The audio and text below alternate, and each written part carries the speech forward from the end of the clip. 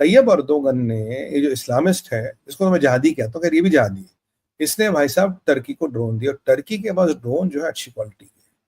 Turkey का जो drone है, इसने अजरबैजान आर्मीनिया में, आपको याद हो, जो अजरबैजान के लिए लड़ाई पलटी थी, it was because of Turkish drones.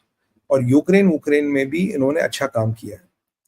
अब सुनने में आया है कि टर्किश ड्रोन जो है ये पाकिस्तान को मिल गए। अब जब टर्किश ड्रोन्स पाकिस्तान को मिल गए, इंडिया ने क्या किया, इंडिया चला गया अपने परम मित्र के पास। परम मित्र कौन है? रशिया। उन्हें बोला भाई हमें IGLA-5 जो रशिया की एक स्पेशलाइज मिसाइल है, शोल्डर है, हमें ये चाहिए। ये क्या करती है? ड्रोनों को मारने का काम करती है, ये लो फ्लाइंग ऑब्जेक्ट्स को मारने का काम करती है, और ये मैनुअल भी होती है, ऑटोमेटिक भी होती है। तो ड्रोन, फ्लाइंग ऑब्जेक्ट्स, यूएवीज की बात नहीं कर रहा हूं, बड़ा होता, उसको गिराने के लिए, और जो पाकिस्तान से प्रोजेक्टाइल्स आएंगे उसको गिराने के लिए IGLA-5 की प्रोक्योरमेंट हो गई है। और भगवान की कृपा ऐसी कि रशिया ने शायद माल निकाल भी दिया और हमारे यहाँ पहुंच भी गया। तो ये परिप्रेक्ष्य में देखना पड़ेगा। तो जो टर्की कह रहा था मैंने हथियार नहीं दिया, 100% साले झूठ कहते हैं, 100% बकवास करे, क्योंकि अगर टर्की का हथियार नहीं आता, मैं आपको लिख के दे रहा हूं, मैं IGLA-5 की जरूरत ही नहीं थी। हाँ, हमारे पास अपना सिस्टम्स है, हमारे पास स्वयं ड्रोन्स है, हमारे पास मार्क 1 है, हमारे पास सब कुछ है। बट अगर हमने IGLA-5 रशिया से मंगाया है, स्पेशली मंगाया, तो मतलब टर्की के ड्रोन और संभवतः ईरान के ड्रोन भी आपके पाकिस्तान में बैठे हैं। यहाँ पाकिस्तान के थ्रू आपकी टेरिटरी इन्फिल्ट्रेट होती है, आपके टेरिटरी में SOG के कमांडो, जो अफगानी है नहीं है मुझे नहीं पता, अफगान के एंगल पे भी आना, कोई मैं भूल जाऊं तो मुझे याद दिलाइएगा। यहाँ हमास हिजबुल्लाह देख रहा है, यहाँ टर्की का ड्रोन 100% पाकिस्तान को मिल गया। क्या ईरान के ड्रोन मिल गए? मुझे नहीं पता। अगर IGLA-5 मंगाया गया तो मान लीजिए टर्की का ड्रोन है, संभवतः ईरान का भी ड्रोन है। तो ये जो आपको चूरन वो खिलाते थे ना इतने साल तक, ये क्या, ये दोस्ती का चूरन, जरा अब भी जाग जाइए, जरा अभी भी मेरी तरह, मैं तो ब्लैक टी पी रहा हूं,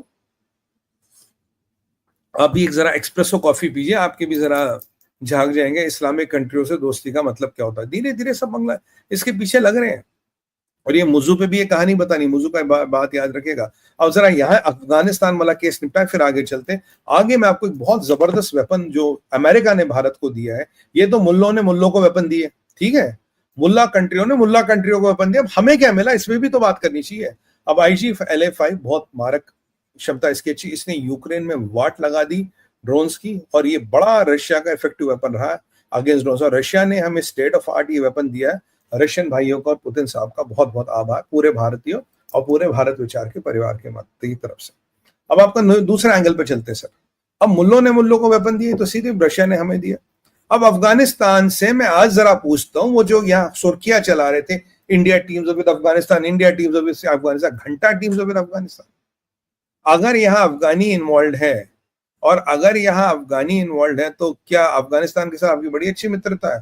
तालिबान ने तो आपको कहा था हमारी जमीन आपके खिलाफ कभी यूज नहीं की करने देंगे, बट यहाँ तो अफगानी नेशनल आपके साथ इन्वॉल्व है। अगर ये सच है तो देखिए, peace time treaties in Islamic world are different and war time treaties in Islamic world are different. इनकी पूरी प्रवृत्ति बदल जाती है, इनका पूरा स्टैचर बदल जाता है। Let's not kid ourselves. तो ये अफगानी वाला एंगल हो गया। तो जो तालिबान के साथ हम गुल्ली डंडा या छिपन छुपाई खेल रहे हैं, मुझे नहीं पता कितना सस्टेनेबल है। हाँ, तालिबान को आप जरूर यूज कर सकते हो पाकिस्तान की थोड़ी वाट लगाने के लिए, उसके लिए उससे ज्यादा कुछ नहीं कर पाएंगे आप तालिबान के साथ। मैं आज बता दूं, क्लियर बता दूं, कोई कुछ भी कहता रहे, दोस्ती हो गई जी, यारिया हो गई जी अगेंस्ट पाकिस्तान, वो घंटा नहीं है हमारे साथ अगेंस्ट पाकिस्तान। ये भी मैं आपको बता दूं, क्योंकि वहां सिस्टम ऐसा ही है भाई। तो यहां हमारा तुर्किया और यहाँ कैंगल हो गया। अब मैं बात करूंगा आपसे एक बहुत जबरदस्त वेपन। ये जो कहते हैं ना, ये जो हमारे आते हैं, we can't trust the America, we should not trust the Americans, we should not do this. America ने आपको एक बहुत जबरदस्त वेपन दिया है, और क्योंकि पाकिस्तान की जो एक पाकिस्तान को चोकिंग कैसे करनी है विज़ावी नेवी, उस पर बात करेंगे, और अमेरिकन वेपन की बात करेंगे। देखिए, अमेरिका ने भारत को एक जबरदस्त वेपन दिया है, उसका नाम है हॉक्स आई 360। ये हॉक्स आई 360 क्या है? हॉक्स आई 360 सैटेलाइट कॉन्स्टलेशन होती है, लियो सैटेलाइट्स होते हैं, लो ऑर्बिट सैटेलाइट्स, जमीन के काफी पास होते हैं, इनका कॉन्स्टलेशन है ये। और ये मिलिट्री सैटेलाइट्स होते हैं, इनका रेजोल्यूशन बहुत हाई होता है और इन पे साइजेबल प्रोटेक्शन होती है। ये US DOD के सैटेलाइट्स है जो लॉन्च्ड है। ये पूरी जगह जो है ये सर्वेलेंस करते हैं, नजर रखते हैं। इसमें सर 3 पार्ट होते हैं। एक सैटेलाइट वाला होता है, जैसे दिन में कोई भी शिप आएगा, कोई भी शिप जाएगा, उसकी पिक्चर, उसका साइज, उसका स्ट्रक्चर आपको रियल टाइम में वो आपको दे देगा। ये 131 मिलियन डॉलर की डील है जो भारत ने की है। 131 मिलियन डॉलर हमारे लिए कुछ नहीं होता। ये डील भारत ने की, 1000-1200 करोड़ करीब होता, हमें उसका एक्सेस मिल गया, ट्रेनिंग मिल गई, ये सब मिल गया।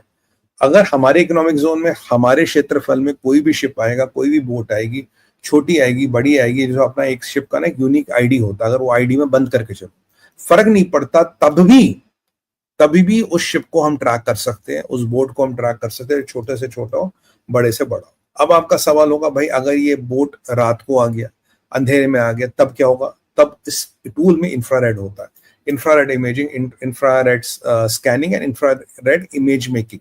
काफी कॉम्प्लिकेटेड टूल है, काफी हाई फाई टूल है। तो रात में आईआर वाला जो पार्ट है, इंफ्रारेड वाला जो उसका पार्ट है, जो रात में काम करता है, वो काम करके आपको बताता है कि कितने लोग आए, कहाँ गए, कैसे गए। वो इंफ्रारेड वाले टूर का काम। और अब मान लीजिए वेदर बहुत खराब है, क्लाउड्स हैं, कुछ दिखाई नहीं दे रहा, तो इसमें एक एसएआर पार्ट होता है जो तब काम करता हो, तो सन हो, रेन हो, दिन हो, रात हो, या बहुत ही क्लाउड, बहुत ही स्टॉर्मी और बहुत ही समंदर में उथल पुथल हो, उसमें ये काम करता है। ये हमें 24 घंटे का एक्सेस देगा, यह हमारी नौसेना को 24 घंटे का एक्सेस देगा। अब सोचिए, इंडियन ओशन बड़ा वास्ट है, वास्ट के साथ हमारा हजारों किलोमीटर का इकोनॉमिक जोन है, और उस हजारों किलोमीटर के इकोनॉमिक जोन में बहुत वेल्थ है अभी। और ये इतना ही नहीं है, जैसे फिशिंग होती थी, तस्करी होती थी, या जैसे आपकी कोई डिजास्टर होता, तो ये सब में काम आएगा। और अभी ये सबसे इंपॉर्टेंट जो काम हमें आएगा, जो कुछ इंटेल आई थी कि पाकिस्तानी छोटे छोटे बोटों में आने का प्रयास कर सकते हैं, फिशरमैन बन के, छोटे कार्गो शिप्स में आके, मतलब they will try to disguise us. अब इसके होते हुए आपको डिस्गाइज नहीं कर पाएंगे। बाकी P-8I हंटर्स तो हमारे पास ही ना, सबमरीनों को ढूंढ ढूंढ के मारने के लिए हमारे पास एडवांस अवैक्स है। बट ये जो आईज ऑन द सी हमें मिल गई है, ये बहुत इंपॉर्टेंट चीज है भारत की सुरक्षा के मद्देनजर, because now we have edge over Pakistan. आप जानते हैं पाकिस्तान का जो समुद्र का क्षेत्र है बहुत कम है, और उसके अगर एक्लेस हील है पाकिस्तान की, वो समुद्री क्षेत्र है। अगर आपने छोटे से क्षेत्र को बंद कर दिया, पाकिस्तान की स्टोरी ओवर। क्यों? हमें लगता था अगर आप पाकिस्तान को छेड़ेंगे, इसकी मदद के लिए चाइना ने आ जाए, इसकी मदद के लिए कोई और ना आ जाए, तो उसको, उस पर्सपेक्टिव को, अब ये जो हॉकआई 360 है, ये हमें उस रिस्क उससे मिटिगेट करता, हमें एक रियल टाइम एक्सेस देता। हमें पता लगेगा अगर कोई भी इनकी मदद के लिए आ रहा, अगर कोई भी हमारे क्षेत्र में एक अननोन शिप आता, एक अननोन बोट आती है, चाहे वो ट्रांसपोर्टर बन के आए, चाहे वो कार्गो बन के आए, चाहे वो टैंकर बन के आए, तो हम बोले भैया तुम्हारा क्या काम है यहाँ पे। और भारत के मार्कोस कमांडोज आप जानते हैं दुनिया में बेस्ट है, उनका कोई काट नहीं है। तो ये एक बहुत इंपॉर्टेंट चीज है जो हमें मिली है। अब यहाँ एक और आपको बता दें, यहाँ मुज्जू भी कोई पैंतरा चल रहा है। मुज्जू, ये मालदीव वाला मुज्जू कह रहा है कि जी मैंने अपनी फाइलों का ऑडिट कराया, कि जो जो मेरे पहले सरकारी थे, जो उन्होंने भारत, पहले कहता जी मैं भारत के फाइलों का ऑडिट कराऊंगा। देखिए आप जानते हैं मुज्जू आया था rhetoric of India out, right? तो कहता जो जो पहले